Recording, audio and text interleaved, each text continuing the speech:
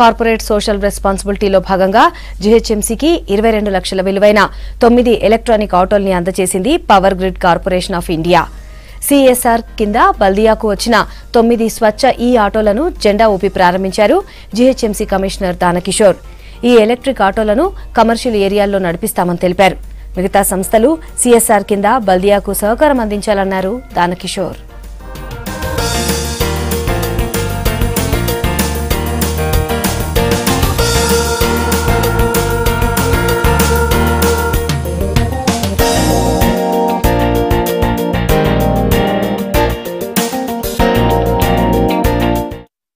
Power Grid corporation వాళ్ళ యొక్క CSR corporate social responsibility initiative కింద మనకు 9 ఎలక్ట్రిక్ ఆటోలు ఈరోజు డొనేట్ చేశారండి. ఒక్కొక్క ఆటో ఆల్మోస్ట్ 2.5 lakhs.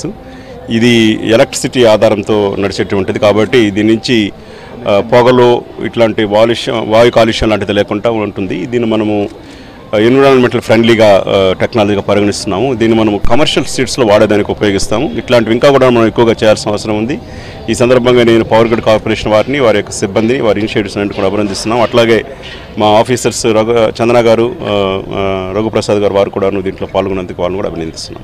ఒక 30 ఎన్జిఓల్ని మనము ఆల్రెడీ ఐడెంటిఫై చేసి యాస్కి వాళ్ళతో మనం పెట్టుకోవడం జరిగింది. వాళ్ళు ఏంటంటే ఒక్కొక్కరు 5 కార్యకర్తలు ఉపయోగించి వార్డుకు కార్యకర్తను ఉపయోగించి ఆ వార్డులో ఉన్నటువంటి రెసిడెంట్ వెల్ఫేర్ అసోసియేషన్స్, అట్లాగే స్కూల్స్, ప్రజలతో కూర్చొని మాట్లాడడము. అంటే వాళ్ళు పోయి క్లీన్ చేయరు ఈ కార్యకర్తలు. ప్రజలు మనకు కలిసి వస్తేనే ఇటువంటి స్వచ్ఛతా కార్యక్రమాలు, పారిశుభ్ర కార్యక్రమాలు, పారిశుద్ధ్య కార్యక్రమాలను కూడా మా విజయవంతం కాగలుగుతాయి. మనం ఎన్ని మాట్లాడుకున్నా కూడాను ప్రజల్లోకి వెళ్లాల్సిన అవసరం ఉంది. అందుకని ముఖ్యంగా మురుగునీటిని లేకపోతే మామూలు నీటిని వేస్ట్ చేయడము, చెత్త పడేయడము, తడి చెత్త పొడి చెత్త వేరు చేయకపోవడము, అట్లాగే బల్క్ గార్బేజ్ జనరేటర్స్ పెట్టుకోవడము, అలాగే మెయింటైనింగ్ కంపోస్ట్ యూనిట్స్ పెట్టుకోవడం, ఇవన్నీ కూడాను చాలా ఇంపార్టెంట్ ఇష్యూస్.